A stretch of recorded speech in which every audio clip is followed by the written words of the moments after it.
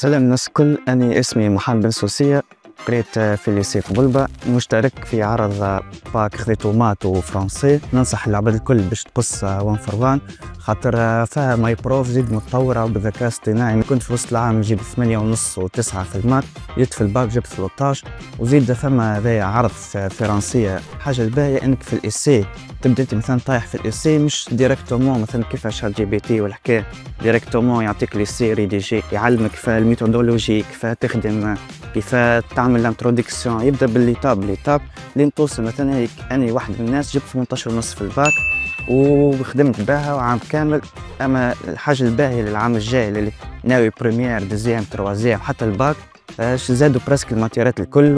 نصيحتي الوحيده لجماعه الباك، ابدا من الصيف، ركز امورك، نظم البرنامج متاعك، وبالتوفيق والنجاح وربي معك.